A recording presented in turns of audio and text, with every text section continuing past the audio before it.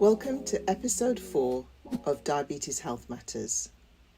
We're going to be talking about who owns your diabetes.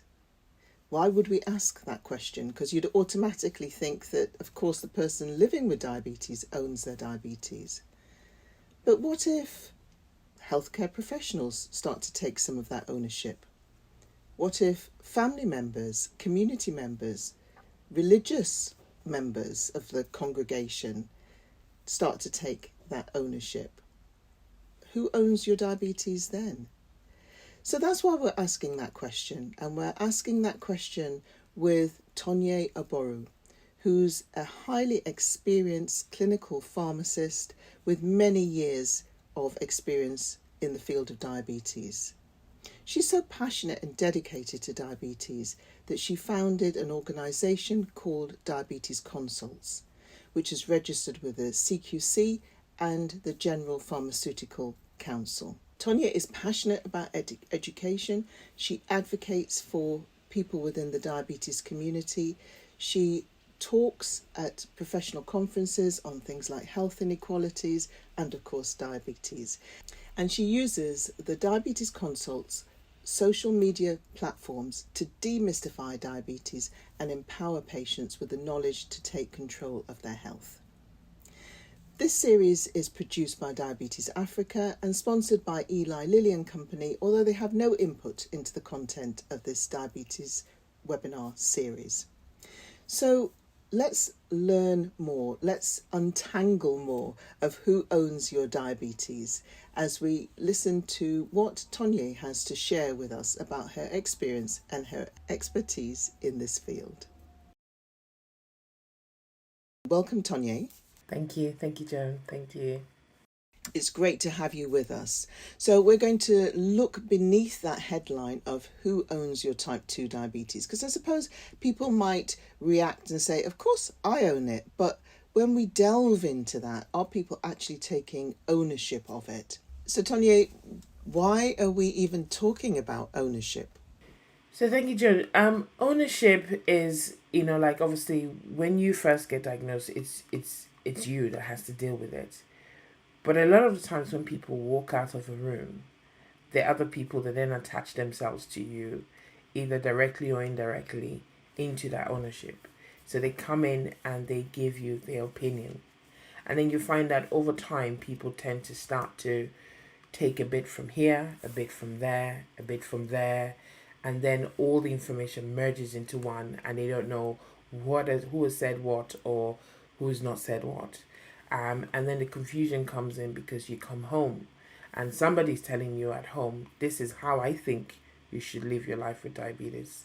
And this is what I think you should do with the diabetes.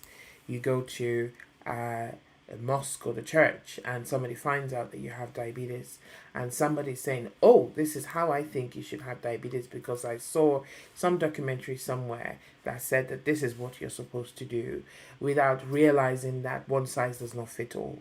You go into the community and people say to you, oh, you have diabetes, should you be having sugar? Because you've maybe had a chocolate or something. The moment you touch something, someone says, you shouldn't eat that. You shouldn't eat that, without actually knowing much about it. It's just a hearsay. So people tend to bring different things from what they've heard and what they've experienced, or maybe their forefathers or their grandfathers before you has had diabetes. And then they bring it in, and then it's a bit like so many things are going on in your head, and they merge into one. So then that then starts to take the ownership away from you who's actually living with the diabetes, because it's just like so many voices in your head and you don't know which angle to go from. And then sometimes you can lose your ownership of the condition that you've been diagnosed with because of all the hearsays from the environment around you. How best would you advise us if we see that somebody's not taking ownership of their diabetes? They may be delegating their ownership to, somebody I came across was delegating their ownership of diabetes to the taxi driver and taking the taxi driver's advice. But it might be somebody at home. It might be a significant other. As healthcare professionals, how should we best deal with that? So for me, I will strip it back, because sometimes people want you to hear what they want you to hear. They come into your room and they have this perfect sentence and statement that, they want you to hear or understand and say, yes, okay, tick box, and then you're done, you go. But it's actually really sitting the patient and or with the patient to understand exactly what's going on, where, checking again their understanding, checking who they're listening to, if at all they would say to you who they're listening to, and what information they have, what their understanding is, feeding it back to you or explaining it back to you, so you actually get what they actually are trying to say, and then understanding whether that is the right information, and obviously diverging or saying to them, no, can I correct you, or can I expand on what you already know, and things like that. And I agree with you. And sometimes it's also the case that you need to find out why somebody's delegating ownership of their diabetes to somebody else. I mean, it may be because they're so fatigued with dealing with the diabetes that for a while they want to hand that over to somebody else, or it may be a longer term thing. And as healthcare professionals, I think we have a responsibility to, again, always try and understand what's behind that person's actions. We're going to talk a bit more about the various aspects of ownership, what it looks like, but should we break down what we mean by ownership? Knowledge, presumably. What other aspects would you say is involved in living with a long-term condition? So it's actually having information, not just information, but knowing how to deal with the different stresses in life. Because I get people that come into my clinic and say to me, I am no longer bothered. I do not care anymore. I can't be asked to continue. I don't care whether this takes me or it doesn't take me. I just want to be left alone because it's just too much for them to deal with, especially the young ones as well. They come in and they say, why do I have to constantly listen to my mom, my dad? This person is telling me what to do. I can't go out. I can't do this. I can't, enjoy when they're going to university because I can see my friends are doing this and this and this. But then I'm just stuck trying to think about, have I had my injection? Have I taken my tablet? My mother is on the phone saying to me, have you eaten the right thing? Are you eating junk? I'm worried about my healthcare professional, and so on and so forth. So thank you very much for that, Tonye. So let's go back to the basics. So the person has received this diagnosis, been told they're now developed type 2 diabetes, and that was their first appointment. They're going back now to see their healthcare professional, be it their GP or clinic. How should they take ownership of their condition to go back, let's say, for the next appointment, for that first follow-up appointment? What should they do? How should they be prepared? What would you advise? For me, I would encourage people to actually come with any questions that they've got. If there are any things that they did not understand at the first appointment or the subsequent appointments before that, they should write it down, because sometimes when you're at that appointment, because obviously there's so much to do, you might forget. So make a note of what you want to ask. In terms of asking your clinician, what's expected, what your target is. So within diabetes, everybody, one size does not fit everyone. So everyone has a different, what we call diabetic targets. So one person could be a little bit higher than the next person, and that's because there might be certain factors that are surrounding that particular person that makes the control, what we call the control, to be a little bit tighter or loose. So we wouldn't say, oh, person A is, this is your target, would fit person B. It might be completely different. So it's obviously, it for me, is asking your clinician or clinical team, or your nurse, or if your GP or pharmacist, what are my targets? Like, where am I supposed to be? And normally we have a sheet that we show, patients, so they can see where they are and where their target is. They might be well in control within their target or way above their target, and asking your clinician, what do I need to do to help me get from either being on a higher target and going lower, or I'm already at a low target and I want to remain within that low target, what are the things that I need to do? So from that aspect, having an ownership, because sometimes people come into your room and you say, this is what we call HbA1c, which is the results that we do, and we say your level, and they go, I don't know what that is. So sometimes I say to them, for me, in clinic, I always say to them, do you know what a HbA1c is? I explain and I say, this was your result before, and this is your result now. You were a lot higher before, and you're now lower. What have you done? Like, what are the things that you remember that you've done? And I tend to get them to engage, and I say, think about things that you want to ask me at the next appointment. Come in with your questions, and this is a dual conversation and a dual consultation that we're actually going to have. And I think that's sort of almost like that follow-up appointment is one of the most important appointments, isn't it? Because at the initial appointment, people can be very shocked to receive that diagnosis. But what you're saying is prepare yourself then when and you may not have got over the shock, but when you go for that next follow-up appointment, be prepared. Come with your questions, because there'll be lots of questions that would have developed in that interim time. Know about the medication, know what these terms are, HbA1c, urine ACR, all of these things which sometimes as healthcare professionals we just throw out, expecting or assuming that people understand what they mean, but not actually realising that sometimes somebody can be living with a condition for many years and not know what an HbA1c is. And like you, I always say, do you know what it is before talking about it? So it's really important. That's our sort of next follow-up appointment. What about if you have been living with the condition for a while? How do you take ownership when you come to could be your annual review, could be your 6-month review, could be a 3-month review? What about then? It's slightly different, isn't it? It is, sometimes in clinic you find that somebody hasn't been for 3-4 years, and despite the fact that your GP or clinician might be sending you letters, they haven't attended, and then when they say, oh, nobody called me, or I got one text and I got busy. I think, people need to take ownership by either we have most of the world now has mobile phones, or you have the old system of diaries. If you don't use your mobile phones, it's setting an alarm. At least around your birthday month, you're meant to have an annual review.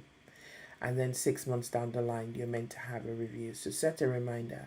A lot of the times I say to people, I'll see you again in 3 months, and I say, but we don't have appointments 3 months down the line, but there is a reminder that will come out to you. But I say to them, can you make a note in your calendar, in your diary, that you need to book an appointment on the 1st of November or the 10th of December, whatever date, around that time, so that you remember, your reminder comes up for you to actually say, book an appointment for a blood test, or book an appointment to see the clinician, the nurse, or whoever you're seeing.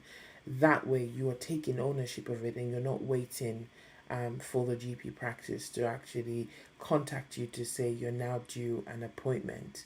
And then obviously, like you rightly said, Joan, and that you also know what checks need to be done, that need to be done for you. And then obviously, you ask, I've not had my foot check done. Can you get my foot check done? Or I missed I've not been called for an eye appointment. How do I go about getting my eye screening appointment? And nobody checks my urine. Can I bring in a urine sample? You do have some patients that will come in and the first thing they give you is a urine bottle because they know about it. And others will say, oh, I didn't realize I needed a urine sample. So it's reminding them the things that they need to do. And then they remind themselves with their phones and things like that. Yeah, so I think it's so important to be proactive about your own care. And that may be a way that you take responsibilities, you said. So when you've had that discussion with your healthcare professional and they say you agree together 3 months time or whatever, we're going to recheck your bloods, or I would like you to bring in the urine sample next time, or something like that, that you then are proactive about that. You don't rely on that healthcare system, because it is after all a system, to call you up to do that. You are proactive and you prompt them to remind them that these are the things that you need for your care. Yeah, absolutely. I tend to have different types of patients, and it's actually very interesting because some of them would say they come in and they have a long list, and you're looking at the time and you're like, okay, I'm going to attend to it, and they say, oh, I've not had this done, and I want to know about this, and then the next person might walk in and they have no clue what you're talking about, so you're having to restart educating the person or saying this is what you need to do. So like the first person, and like we've rightly said, going in with armed with information, or not information, armed with questions that you actually want to ask or things you want clarified, is one of the ways that you can actually take ownership of living with diabetes. And I think as healthcare professionals, the other thing is that we have to ensure that when somebody does take ownership, when somebody does take responsibility for their care, which is what we all strive for, that we have to take that seriously, if that makes sense. What I mean by that is somebody may carefully document their blood glucose levels. And I've heard it said to me, oh, well, nobody's ever looked at my blood glucose levels yet. So we have a responsibility as healthcare professionals. When we have somebody who's taken responsibility, taken ownership, we have to equally respect that, I think, and not forget to, address that with them. Have you encountered that? Times and times again, like, and sometimes, they could, some people actually take it upon themselves to not just bring it in when they're coming in for the appointment. They might actually email it in to you a week or two before, but you find out that either for some administrative glitch in the system, it is just filed in, and the clinician that is meant to see the patient doesn't actually have preview of that information, and then they come in and they say, but I sent it to you.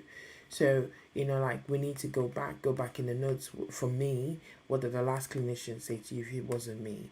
What was agreed? And if there's anything, I go into the documents, depending on the system that you use, to see what documents are awaiting. Is there anything that needs to be done or action that has not been actioned?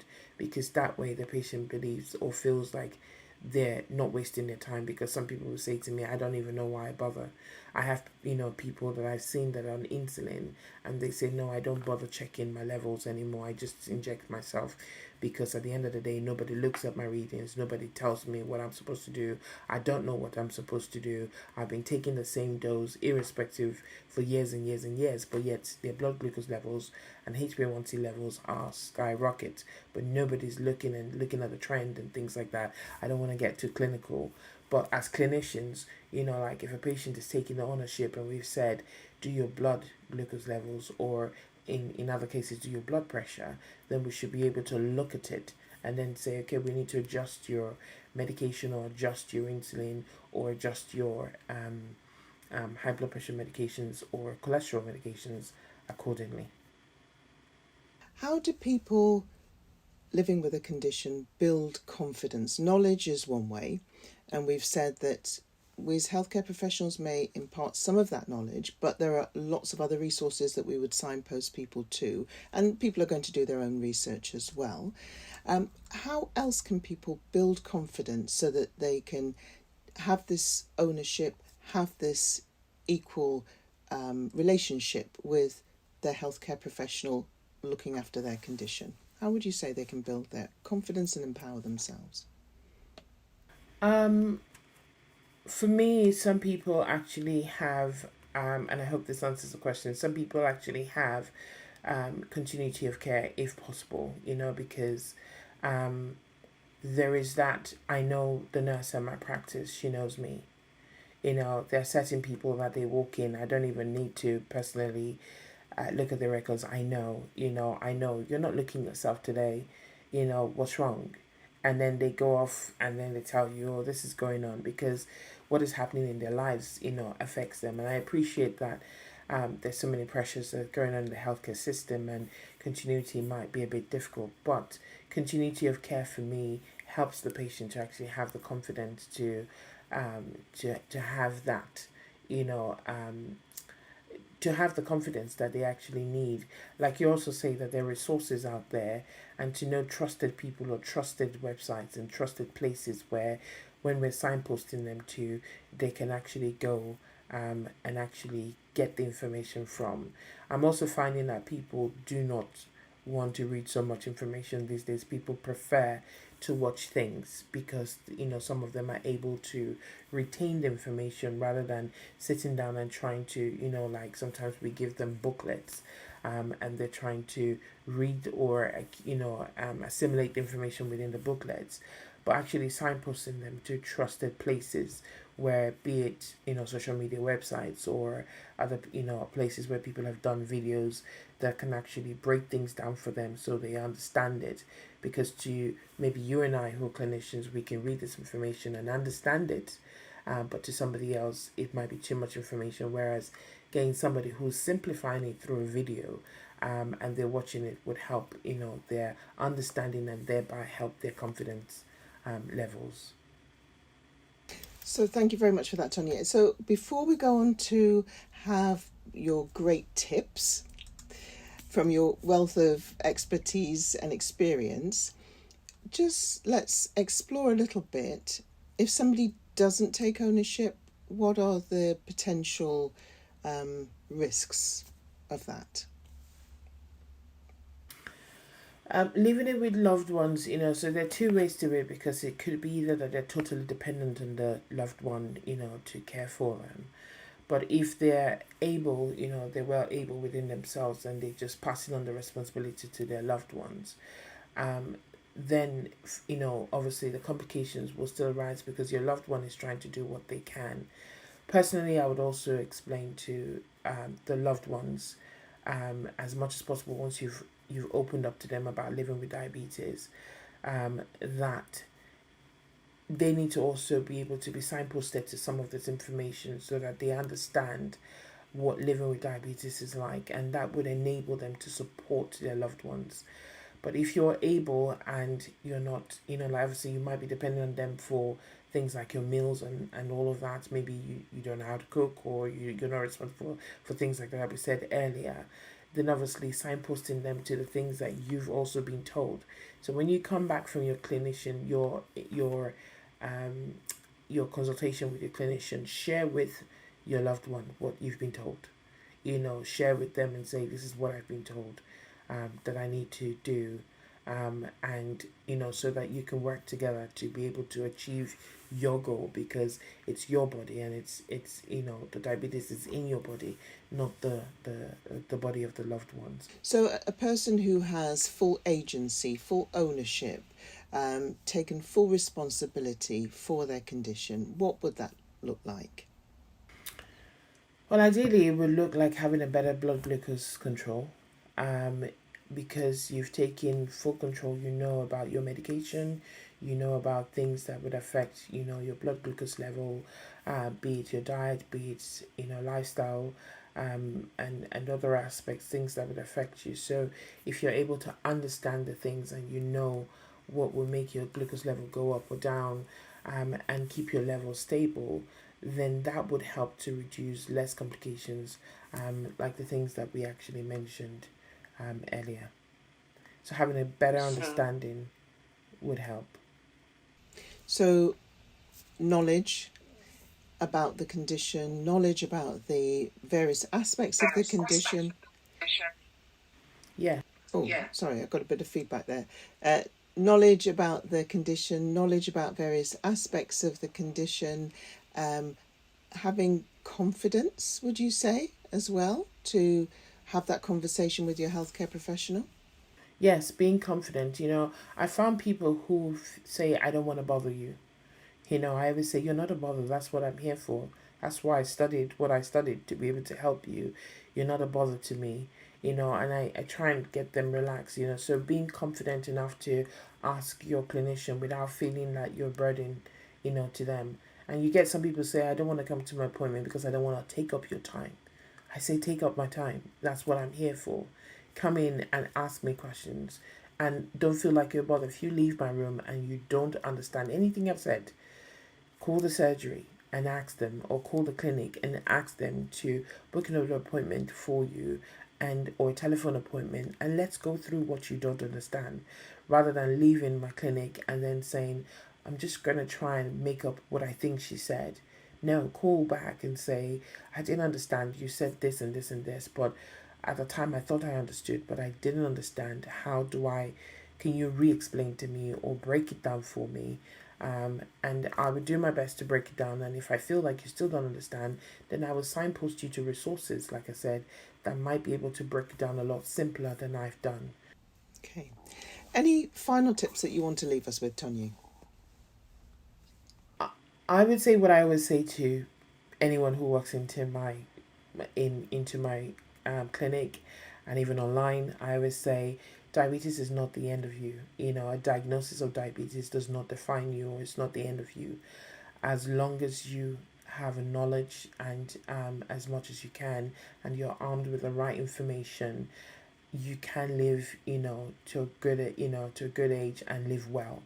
The most important thing is, there's so many myths and so many things that people are saying online, and that's because complications, yes, might happen, but diabetes does not define you. People feel like their life is over because they've been given a diagnosis of diabetes. Yes, it's not wanted, but having that diagnosis and being armed with the right information would help you to be able to deal with it properly and still live a good life and live well. Thank you very much, Tonye. Really appreciate all the information that you've given us. Thank you. Thank you for having me.